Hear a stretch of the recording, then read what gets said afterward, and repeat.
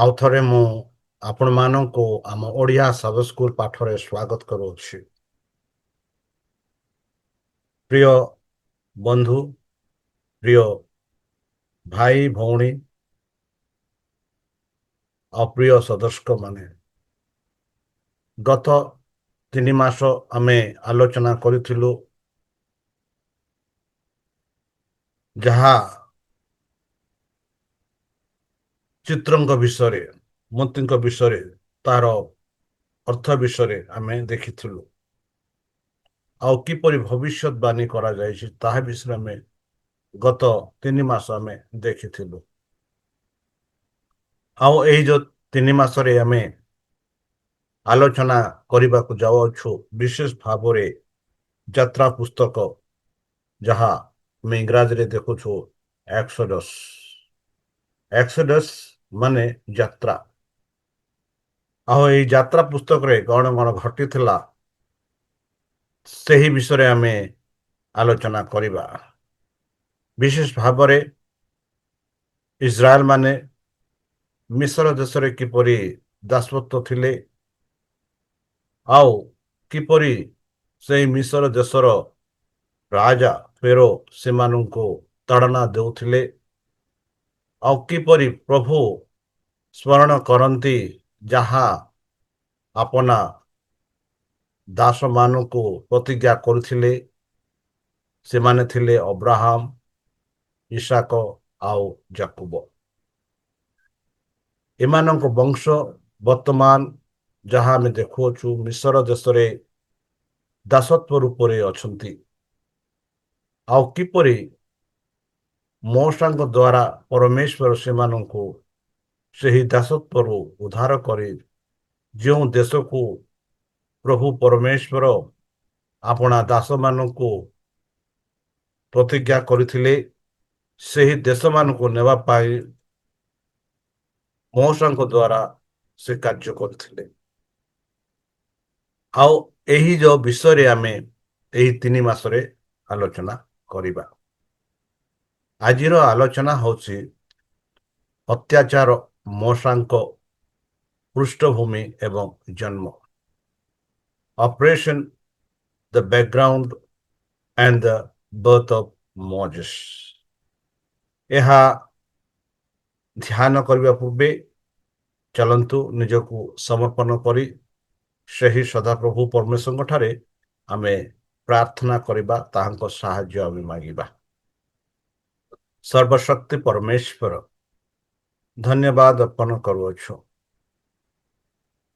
ଯେଉଁ ସାବସ୍କୁଲ ପାଠ ଏହି ସପ୍ତାହରୁ ଆମେ ଆରମ୍ଭ କରିବୁ, ସେହି ଯାତ୍ରା ପୁସ୍ତକ ଯେପରିକି ତୁମ ସେହି ପ୍ରେମ, ତୁମ ସେହି ସ୍ନେହ, ତୁମ ସେହି ଅନୁଗ୍ରହ ଯେପରିକି ଇସ୍ରାଏଲ ପ୍ରଜାମାନଙ୍କ ଉପରେ ଥିଲା, ଆଉ ସେହି ପ୍ରେମ, ସେହି କୃପା ଆଉ ସେହି ଅନୁଗ୍ରହ ଆମମାନଙ୍କୁ ମଧ୍ୟ ଢାଲି ଦେବ ବୋଲି ଆମେ ଆଶା କରୁଅଛୁ।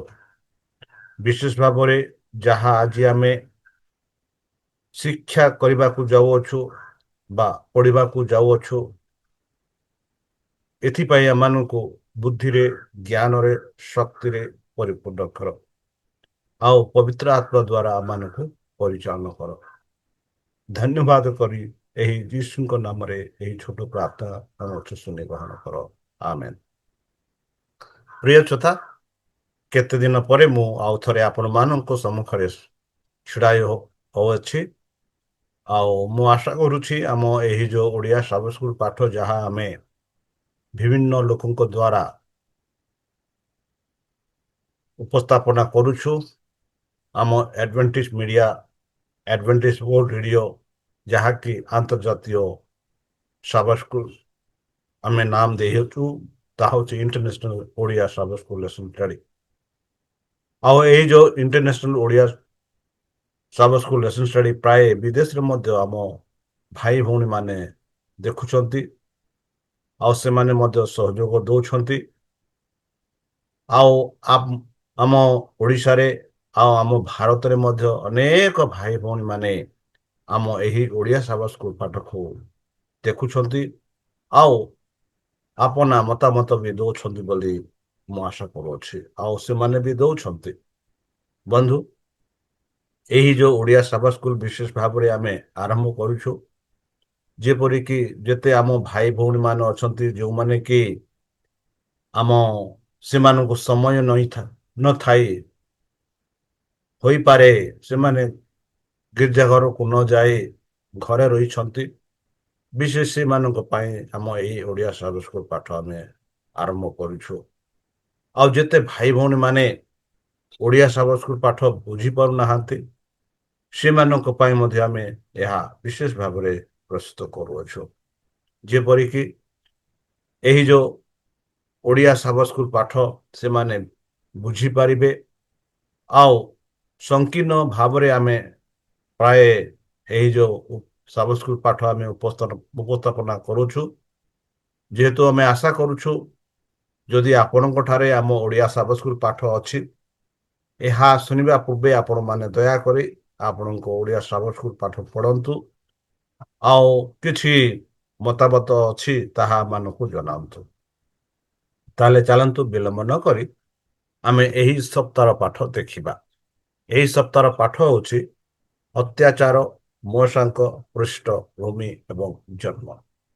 ବନ୍ଧୁ, ଏହା ପୂର୍ବେ ଚାଲନ୍ତୁ ସ୍ୱର୍ଣ୍ଣ ପଦ ଦେଖିବା, ଯାହା ଆମେ ପାଉଅଛୁ ଯାତ୍ରା ପୁସ୍ତକ ତାର 2:23-25। ଇସ୍ରାଏଲ ସନ୍ତାନଗଣ ଦାସତ୍ୱ ହେତୁରୁ ହାହାକାର କଲେ ଏବଂ ସେମାନେ କ୍ରନ୍ଧନ କଲେ ଏବଂ ଦାସତ୍ୱ ହେତୁ ସେମାନଙ୍କ ଆର୍ତ୍ତନାଦ ପରମେଶ୍ୱରଙ୍କ ନିକଟକୁ ପହଞ୍ଚିଲା। ତେଣୁ ପରମେଶ୍ୱର ସେମାନଙ୍କ ଆର୍ତ୍ତଦାନ ଶୁଣିଲେ ଏବଂ ପରମେଶ୍ୱର ଅବ୍ରାହମ, ଇସାକ ଓ ଯାକୁବଙ୍କ ସହିତ କରିଥିବା ତାଙ୍କ ନିୟମକୁ ସ୍ମରଣ କଲେ। ପରମେଶ୍ୱର ଇସ୍ରାଏଲ ସନ୍ତାନଗଣ ପ୍ରତି ଦୃଷ୍ଟିପାତ କଲେ ଏବଂ ପରମେଶ୍ୱର ସେମାନଙ୍କୁ ସ୍ୱୀକାର କଲେ। ବନ୍ଧୁ, ଆମେ ଦେଖୁଅଛୁ ନୈତିକ ନିଷ୍ପତ୍ତି, ନିର୍ଯାତିତ, ଘୋଷିତ ଏବଂ ଅବନତ ଲୋକଙ୍କ କାହାଣୀ ସହିତ ନିର୍ଯାତନ ଏହି ପୁସ୍ତକ ଆମେ ଦେଖୁଅଛୁ, ଯାହାକି ଯାତ୍ରା ପୁସ୍ତକ। ନିର୍ବାସନ ପୁସ୍ତକ ଜୀବନର ଅସ୍ତିତ୍ୱକୁ ଯୁଦ୍ଧ ଏବଂ ଜୀବନର ଅଂଶବିଶେଷ, ଅନ୍ୟାୟ ଏବଂ ପରୀକ୍ଷା ବିଷୟରେ କଥାବାର୍ତ୍ତା କରେ। ପରମେଶ୍ୱର ଦୁଃଖଗ୍ରସ୍ତ ଲୋକଙ୍କ ସପକ୍ଷରେ ଆଉ ସେମାନଙ୍କୁ ଯେପରି ଉତ୍ସାହିତ କରିବେ ସେହି ବିଷୟରେ ଏମାନଙ୍କୁ କହନ୍ତି। ତାହେଲେ ଚାଲନ୍ତୁ ଆମେ ଏହି ସପ୍ତାହର ପ୍ରଥମ ପାଠ ଦେଖିବା। ବନ୍ଧୁ, ମିଶରରେ ପରମେଶ୍ୱରଙ୍କ ଲୋକମାନେ ଯଦି ଆମେ ଯାତ୍ରା ପୁସ୍ତକ 1-7 ପର୍ଯ୍ୟନ୍ତ ପଢିବା, ସେଠି ଆମେ ଦେଖୁଅଛୁ କିପରି ଇସ୍ରାଏଲ ପ୍ରଜାମାନେ ସେହି ମିଶର ଦେଶକୁ 70 ଜଣ ଯାଇଥିଲେ। ଯେବେ ଯାକୁବ ଶୁଣିଲେ କି ଆପଣା ପୁତ୍ର ଯୋସେଫ ବର୍ତ୍ତମାନ ସେହି ଦେଶର ଅଧିପତି, ଆଉ ଏହା ଶୁଣି ଖୁସି ହୋଇ ସେ ଆପଣା ପରିବାରକୁ ସେହି ମିଶର ଦେଶକୁ ନେଇଥିଲେ, ଯେଉଁଠାରେ ତାଙ୍କର ମୃତ୍ୟୁବରଣ ହୋଇଥିଲା।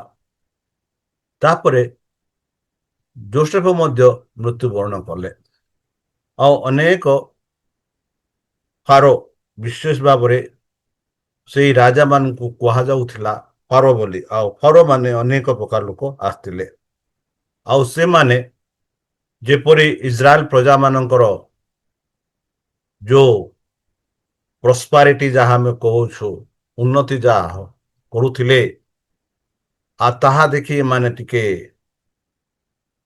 ପଛକୁ ହୋଇ ସେମାନଙ୍କୁ ତାଡ଼ନା ଦେବା ପାଇଁ ଚେଷ୍ଟା କରିଥିଲେ, ଯାହା ଆମେ ଯାତ୍ରା ପୁସ୍ତକ ଦେଖୁଛୁ।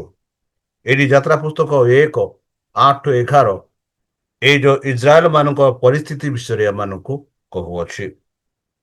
ବନ୍ଧୁ, କିପରି ଇସ୍ରାଏଲ ଲୋକମାନେ ସେହି ମିଶ୍ର ଦେଶରେ ତାଡ଼ନା ପାଉଥିଲେ, କିପରି ସେମାନେ ଈଶ୍ୱରଙ୍କ ବିଷୟରେ ଭୁଲି ଯାଇଥିଲେ, ଯେଉଁ ପୂର୍ବ ପିତା ସେମାନଙ୍କୁ ଶିକ୍ଷା ଦେଇଥିଲେ ସେହି ପରମେଶ୍ୱରଙ୍କ ବିଷୟରେ, ତାହା ବିଷୟରେ ସେମାନେ ଭୁଲି ଯାଇଥିଲେ।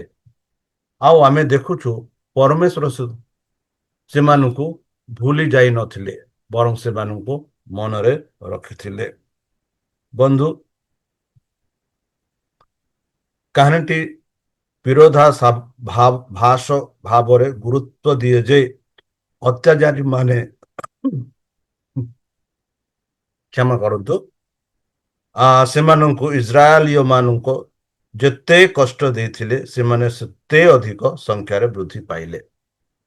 ଆମେ ଦେଖୁଛୁ ଇସ୍ରାଏଲ ପ୍ରଜାମାନଙ୍କୁ ଯେତେ ଅତ୍ୟାଚାର କରୁଥିଲେ ଏଇ ଯୋଉ ମିଶ୍ର ଲୋକମାନେ, ସେତେ ଅଧିକ ରୂପେ ସେମାନେ ବଢୁଥିଲେ।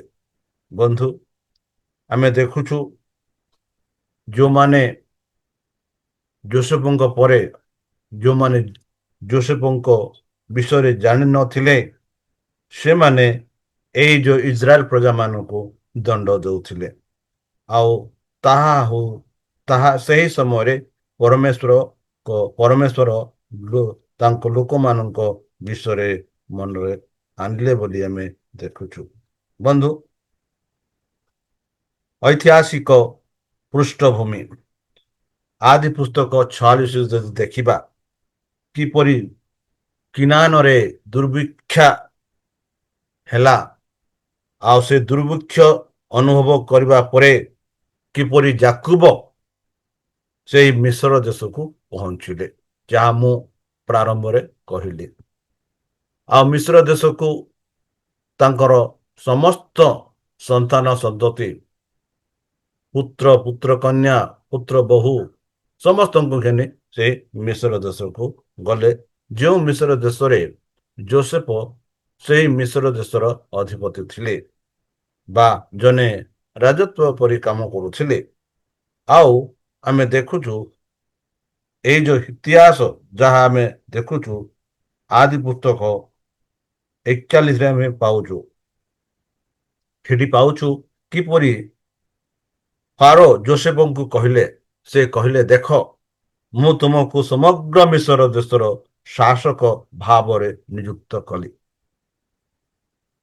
ଯେତେବେଳେ ଫାରୋ ସେହି ସ୍ୱପ୍ନ ଦେଖିଲେ ଆଉ ସମସ୍ତ ବୁଦ୍ଧିକ ମାନଙ୍କୁ, ସମସ୍ତ ବୈଜ୍ଞାନିକ ମାନଙ୍କୁ ଡାକି, ସମସ୍ତ ଯାଦୁକାର ମାନଙ୍କୁ ଡାକି ସେଇ ସ୍ୱପ୍ନର ଅର୍ଥ କହିବାକୁ ସେ କହିଥିଲେ, ମାତ୍ର ସେମାନେ ସେଇ ସ୍ୱପ୍ନର ଅର୍ଥ କହିପାରିନଥିଲେ।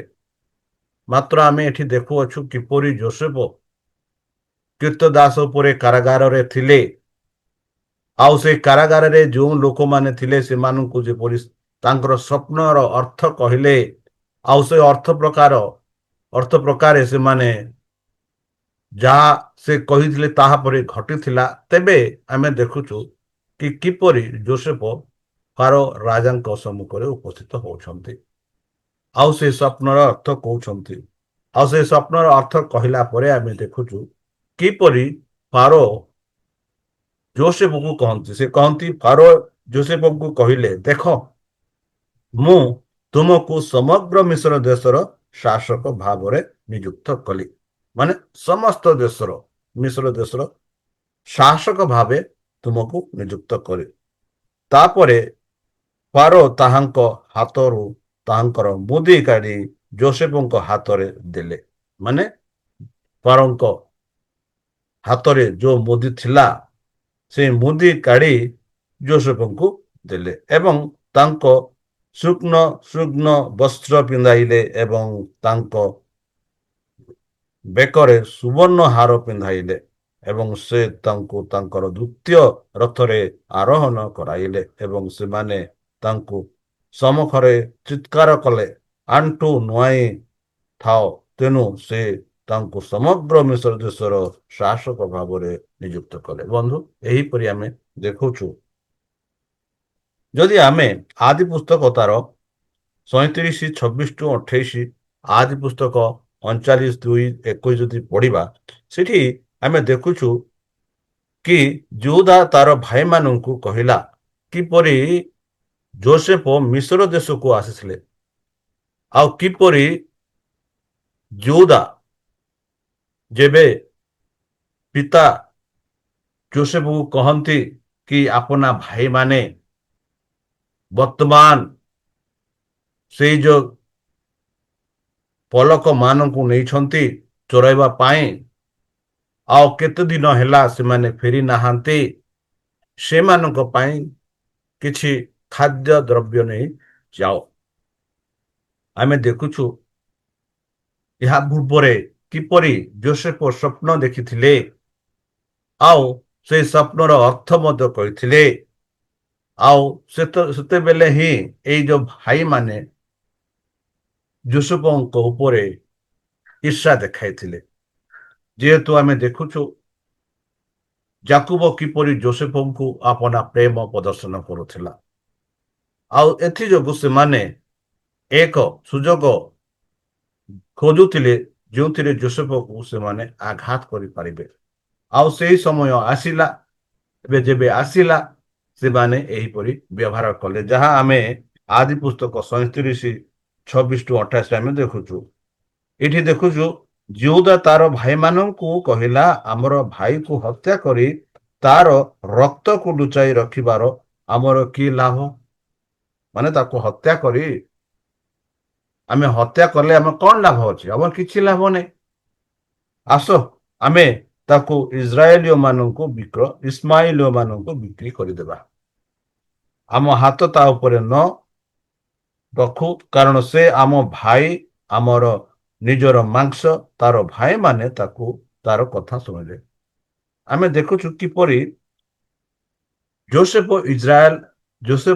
ମିଶ୍ର ଦେଶକୁ ପହଞ୍ଚିଲେ, ଆଉ ମିଶ୍ର ଦେଶରେ କିପରି ଯୋସେଫ ସେହି ସଦାପ୍ରଭୁଙ୍କ ଠାରେ ବିଶ୍ୱାସ ରହିଲେ, ଆଉ ବିଶ୍ୱାସ ଯୋଗୁଁ ସଦାପ୍ରଭୁ ତାଙ୍କୁ ବ୍ୟବହାର କଲେ। ଆଉ ବର୍ତ୍ତମାନ ଆମେ ଦେଖୁଛୁ ଯୋସେଫ ସେ ମିଶ୍ର ଦେଶର ଶାସକ ଥିଲେ, ଆଉ ସେଇ ଶାସକ ଯେ କି ଫାରୋଙ୍କ ଦ୍ୱାରା, ମାନେ ଯାହା ଆମେ କହୁଛୁ ପ୍ରଧାନମନ୍ତ୍ରୀ, ରାଜା ଆଉ ପ୍ରଧାନମନ୍ତ୍ରୀ ଭାବରେ ଏଠି ଆମେ ଦେଖୁଅଛୁ ଯୋସେଫଙ୍କ କାହାଣୀ, ଯୋସେଫଙ୍କ ବିଷୟରେ। ତାହେଲେ ଚାଲନ୍ତୁ ଆମେ ଆଗକୁ ବଢିବା। ଏଭ୍ରି ଧାତ୍ରୀ ମାନେ ଆଦି ପୁସ୍ତକ ଶିକ୍ଷାକୁ ପୁନର୍ନିର୍ମାଣ ନ କରି ଜଣେ ଯାତ୍ରା ପୁସ୍ତକକୁ ବୁଝିପାରିବ ନାହିଁ। ବନ୍ଧୁ, ଯୁହୁଦୀମାନେ ମିଶ୍ରରୁ ଚାଲିଗଲେ ଏବଂ ଏକ ମହାନ ସମୃଦ୍ଧି ଏବଂ ଶାନ୍ତିର ସମୟ ପରେ ସେମାନଙ୍କୁ ଦାସ କରାଯାଇଥିଲା। ମାନେ ଯେବେ ଏଇ ଯୋଉ ଇସ୍ରାଏଲ ପ୍ରଜା ମାନେ ମିଶ୍ର ଦେଶକୁ ଗଲେ, ଆଉ କିଛି ସମୟ ପାଇଁ ସେମାନେ ଶାନ୍ତିରେ ରହିଲେ, ଆଉ ସେମାନେ ଆବୃତ୍ତି ହେଲେ। ଆଉ ଏହି ଆବୃତ୍ତି ଦେଖି ସେହି ଦେଶର ଶାସକ ମାନେ, ସେଇ ଦେଶର ରାଜା ମାନେ, ଯାହା ଆମେ ମିଶ୍ର ଦେଶ କହୁଅଛୁ, ଯେଉଁମାନେ କି ଯୋସେଫକୁ ଜାଣିନଥିଲେ, ଆଉ ସେମାନେ ଇସ୍ରାଏଲ ପ୍ରଜା ମାନଙ୍କ ଆବୃତ୍ତି ଦେଖି ସେମାନେ ଈର୍ଷା କଲେ, ଆଉ ସେମାନଙ୍କୁ ତାଡ଼ନା ଦେବାରେ ଆରମ୍ଭ କଲେ। ଆଉ ସେମାନେ ଏମିତି ତାଡ଼ନା କଲେ ଯେପରିକି ଇସ୍ରାଏଲ ମାନେ ନିଜ ଅସ୍ତିତ୍ୱ ହିଁ ଭୁଲି ଯାଇଥିଲେ, ଆଉ ସେଇ ସଦାପ୍ରଭୁ ପରମେଶ୍ୱରଙ୍କୁ ମୋଟାମୋଟି ଭୁଲି ଯାଇଥିଲେ, ଯାହା ଆମେ ଦେଖୁଅଛୁ। ବନ୍ଧୁ, ପ୍ରେରିତ 5:29 ସାଧୁ ପାଉଲ ଲେଖନ୍ତି ଏହିପରି, ପିତର ଓ ଅନ୍ୟ ପ୍ରେରିତ ମାନେ ଉତ୍ତର କଲେ, ଆମ୍ଭ ମାନେ ମନୁଷ୍ୟମାନଙ୍କ ଆଜ୍ଞା ଅପେକ୍ଷା ପରମେଶ୍ୱରଙ୍କ ଆଜ୍ଞା ନିଶ୍ଚୟ ମାନିବୁ। ବନ୍ଧୁ, ଏଠି ଦେଖୁଛୁ କିପରି ପିତର ସେହି ରାଜା ସମ୍ମୁଖରେ ଛିଡ଼ା ହୋଇ କହନ୍ତି କି ଏହା ଆମମାନଙ୍କୁ ଶିକ୍ଷା ଦେଇଛି ଯେ ଆମେ ମଣିଷମାନଙ୍କ କଥା ଶୁଣିବା ଅପେକ୍ଷା ଆମେ ପରମେଶ୍ୱରଙ୍କ କଥା ଶୁଣିବୁ। ଏହିପରି ସେମାନେ କହିଲେ। ବନ୍ଧୁ, ମିଶର ଦେଶରେ ଇସ୍ରାଏଲ ପ୍ରଜାମାନେ ଏପରି ଦୁଃଖ କଷ୍ଟ ଅନୁଭବ କଲେ, ଯାହା ଆମେ ଦେଖୁଛୁ ଯେଉଁ ରାଜା ମାନେ ସେଇ ଯୋଉ ମିଶର ଦେଶର ଯୋସେଫକୁ ମାନେ ଏ ଯୋସେଫର ପରିବାରକୁ ଜାଣିନଥିଲେ, ସେମାନେ ଏଇ ଯୋଉ ଲୋକମାନଙ୍କୁ କିପରି ତାଡ଼ନା ଦେଲେ ତାହା ଆମେ ଦେଖୁଅଛୁ। ବନ୍ଧୁ, ଆଉ ଗୋଟିଏ କଥା ମୁଁ କହିବାକୁ ଯାଉଛି କି ମୋଶା ଜନ୍ମ ହେଲେ, ଆଉ ମୋଶା ଜନ୍ମ ହେବା ପୂର୍ବେ ଆମେ ଦେଖୁଛୁ କିପରି ଇସ୍ରାଏଲ ପ୍ରଜାମାନେ ସେଇ ଯୋଉ ଦେଶରେ ରାଜତ୍ୱ କଲେ। ବିଶେଷ ଭାବରେ ଆମେ ଦେଖୁଛୁ ଯେଉଁ ଇତିହାସ ଦେଖୁଛୁ, ଏଠି ଦେଖୁଛୁ ଯାତ୍ରା ପୁସ୍ତକ 1:8 ଏଠି କୁହାଯାଉଛି ଯେଉଁମାନେ ଯୋସେଫକୁ ଜାଣିନଥିଲେ, ଆଉ ସେମାନେ ଥିଲେ ଆହମୋସ, ଯାହା ଇସ୍ରାଏଲର ମିଶ୍ର ଦେଶର ଜଣେ ରାଜା ଥିଲେ। ସେ ରାଜତ୍ୱ କଲେ 1580 ଟୁ 1544 BC ପର୍ଯ୍ୟନ୍ତ। ତାପରେ ଆମେ ଦେଖୁ ଅନ୍ୟ ରାଜା ଆସିଲେ, ଯାହାର ନାମ ଥିଲା ଆମେନହୋପଟ। ସେ ଆମେନହୋପଟ 1 ଯେ 1544 ଟୁ 1532 BC ପର୍ଯ୍ୟନ୍ତ ଶାସନ କଲେ। ତାପରେ ସେହି ସମୟରେ ହିଁ ଇସ୍ରାଏଲ ମାନେ ଏଇ ଯୋଉ ଅତ୍ୟାଚାର ସମ୍ମୁଖୀନ କଲେ। ତାପରେ ଆମେ ଦେଖୁଛୁ ତୁମାସ 1 1532 ଟୁ 1514 BC। ତାପରେ ଆମେ ଦେଖୁଛୁ କି ସେହି ସମୟରେ ହିଁ ଏମିତି ଆଦେଶ ଦିଆଯାଇଥିଲା କି ପ୍ରତ୍ୟେକ ଏଭ୍ରି ପରିବାରରେ ଯେଉଁ ପୁତ୍ର ଜନ୍ମ ହୁଏ ସେମାନଙ୍କୁ ମରାଯାଉ, ସେମାନଙ୍କୁ ମାରିଦିଅନ୍ତୁ, ସେମାନଙ୍କୁ ମାରିଦିଅନ୍ତୁ ବୋଲି କହିଥିଲେ। ଆମେ ତାପରେ ଦେଖୁଛୁ ଫାରୋ ତାମୋସ 3 1504 1450 BC ପର୍ଯ୍ୟନ୍ତ ସେ ରାଜତ୍ୱ କରୁଥିଲେ।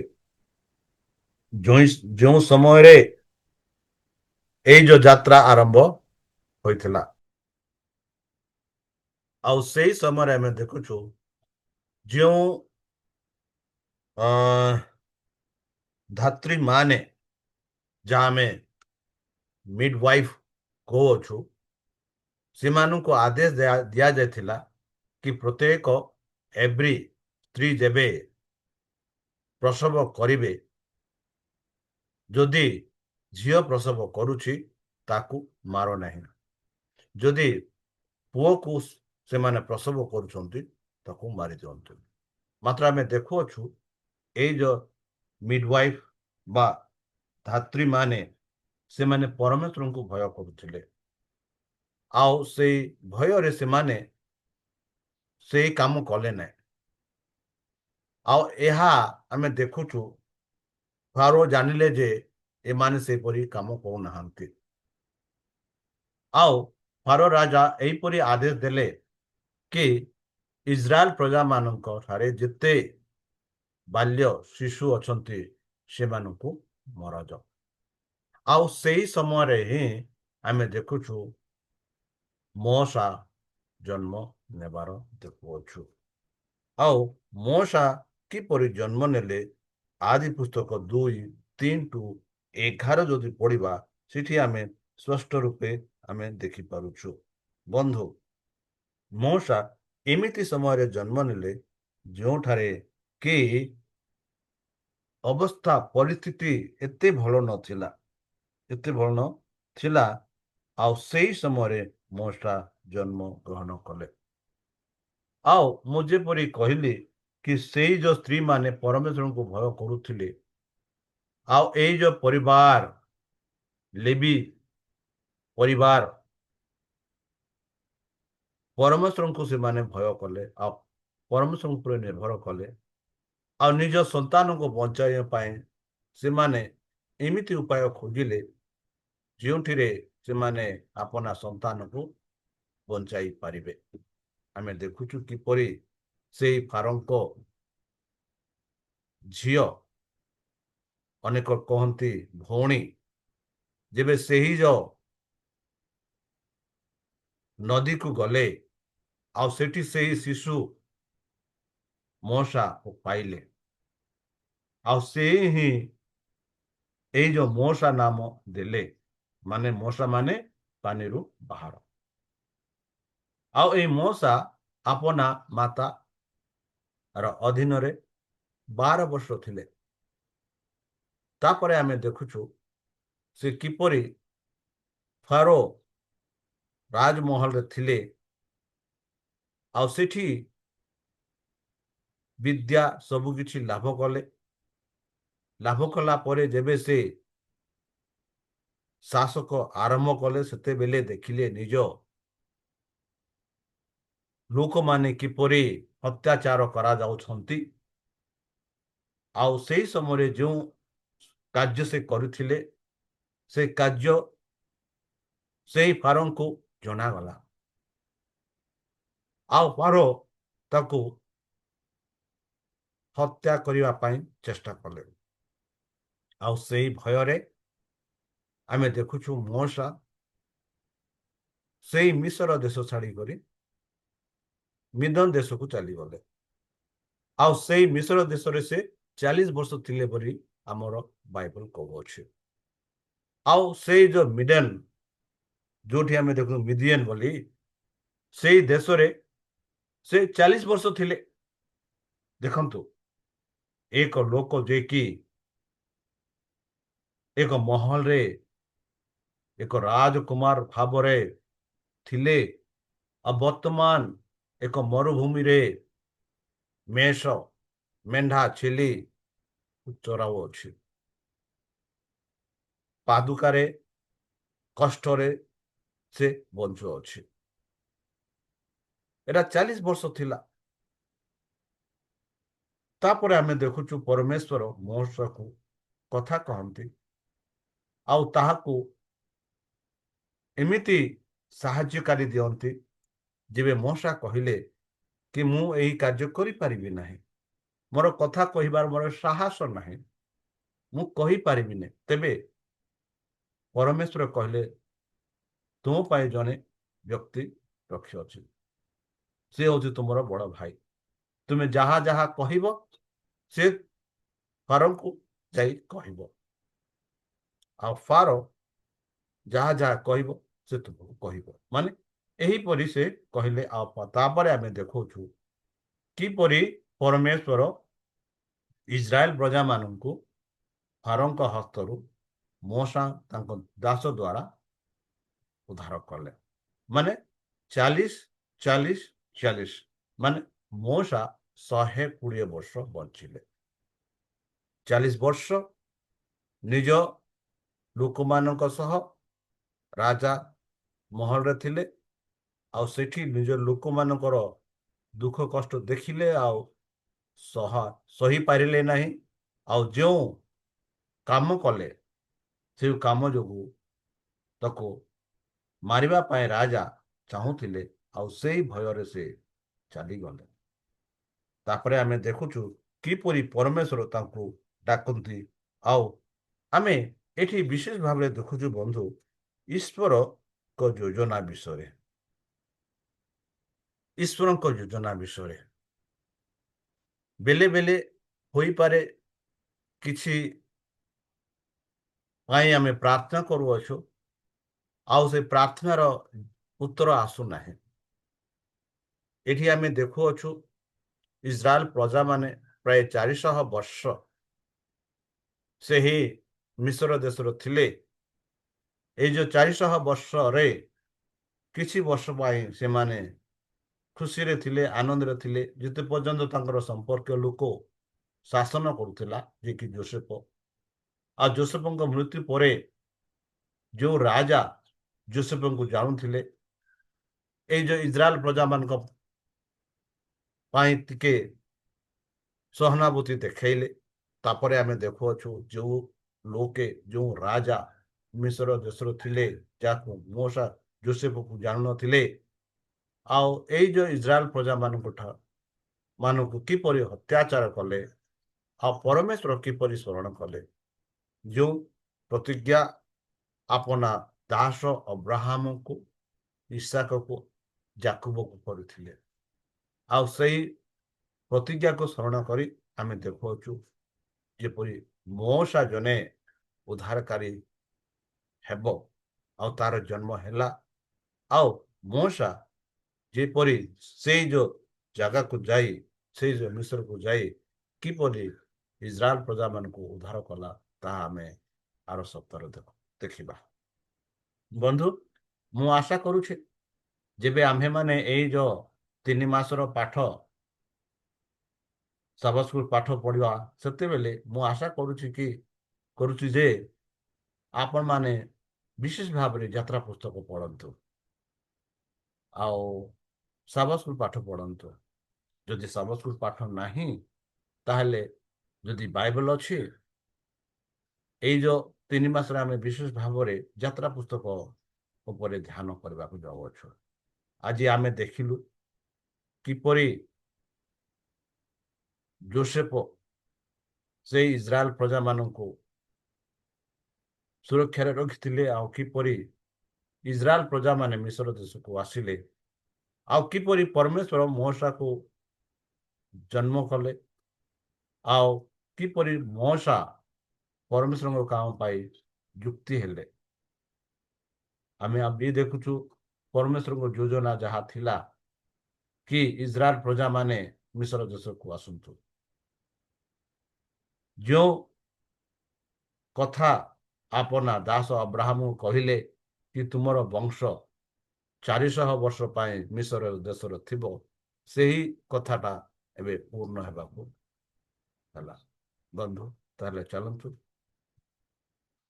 ଏହି ସାବାତ ସ୍କୁଲ ପାଠ ଯେପରିକି ଆମେ ବୁଝିପାରିବା ଆଉ ଅନ୍ୟମାନଙ୍କ ଠାରେ ଆମେ ବାଣ୍ଟି ପାରିବା। ଦୟାକରି ଏଇ ଯୋଉ ଆମ ଓଡ଼ିଆ ସାବାତ ସ୍କୁଲ ପାଠକୁ ସବସ୍କ୍ରାଇବ କରନ୍ତୁ, ଅନ୍ୟମାନଙ୍କ ସହ ବାଣ୍ଟନ୍ତୁ, ଯେପରି ସେମାନେ ମଧ୍ୟ ଏହି ଈଶ୍ୱରଙ୍କ ଆଶୀର୍ବାଦ ପ୍ରାପ୍ତ କରିପାରିବେ। ଏହି ଆଶାରେ ମୁଁ ବନ୍ଦ କରୁଅଛି। ଚାଲନ୍ତୁ ନିଜକୁ ସମର୍ପଣ କରି ସେହି ସଦାପ୍ରଭୁ ପ୍ରଭୁଙ୍କ ଠାରେ ପ୍ରାର୍ଥନା କରିବା। ହେ ସର୍ବଶକ୍ତି, ସର୍ବଜ୍ଞାନୀ, ପ୍ରେମର ସାଗର, ଦୟାମୟ, ଅନ୍ତର୍ଯ୍ୟାମୀ, ଅନୁଗ୍ରହ ପରମ ପିତା, ବର୍ତ୍ତମାନ ଯେଉଁ ସମୟ ଆମମାନଙ୍କୁ ଦେଇଥିଲ ଏହି ସାବାତ ସ୍କୁଲ ପାଠ ପଢିବା ପାଇଁ, ଯେପରିକି ଏଇ 3 ମାସ ଆମେ ବିଶେଷ ଭାବରେ ଯାତ୍ରା ପୁସ୍ତକ ପଢିବା ପାଇଁ ଯାଉଅଛୁ, ଅଧ୍ୟୟନ କରିବା ପାଇଁ ଯାଉଅଛୁ, ଯାହା ଯାହା ଲେଖା ଅଛି, ସେ ଯୋଉ ପ୍ରଭୁ ପରମେଶ୍ୱର ଯାହା ଆପଣା ଦାସମାନଙ୍କୁ ପ୍ରତିଜ୍ଞା କରିଥିଲେ, ଆଉ ସେଇ ପ୍ରତିଜ୍ଞାକୁ ସେ ରଖିଥିଲେ। ପ୍ରଭୁ ସେଇ ପ୍ରତିଜ୍ଞାକୁ ଆମେ ନିଶ୍ଚିତ ଭାବରେ ମନେ କରୁଅଛୁ କି ଯେଉଁ ପ୍ରତିଜ୍ଞା କରିଥିଲେ ସେଇ ପ୍ରତିଜ୍ଞା ଆମ ଜୀବନରେ ମଧ୍ୟ ସଫଳ ହୋଇପାରିବ। ଆମମାନଙ୍କୁ ପ୍ରତ୍ୟେକ ଦୁଃଖ, କଷ୍ଟ, ବାଧାରୁ ଦୂରରେ ରଖ, ଆଉ ବିଶେଷ ଶୈତାନର ତାଡ଼ନା, ଅତ୍ୟାଚାରରୁ ଆମମାନଙ୍କୁ ଦୂରରେ ରଖ। ବୁଦ୍ଧିରେ, ଜ୍ଞାନରେ, ଶକ୍ତିରେ ପରିପୂର୍ଣ୍ଣ କର। ଆମ ପାପ ସବୁ ତୁମ ସେହି ବହୁମୂଲ୍ୟ ରକ୍ତରେ ପରିଷ୍କାର ରୂପେ ଧୋଇ ଦିଅ। ଆଉ ଯେବେ ଯୀଶୁଖ୍ରୀଷ୍ଟ ଆପଣା ସହସ୍ର ଦୂତଙ୍କ ସହ ଏହି ପୃଥିବୀକୁ ଆସିବେ, ସେତେବେଳେ ଆମମାନଙ୍କୁ ଏକ ବାସସ୍ଥାନ ଦେବ ବୋଲି ତ୍ରାଣକର୍ତ୍ତା ପ୍ରଭୁ ଯୀଶୁଙ୍କ ମଧୁରମୟ ନାମରେ ଏହି ଛୋଟ ବିଜ୍ଞାନ ଅଛି, ତୁମେ ଗ୍ରହଣ କର। ଆମେନ୍।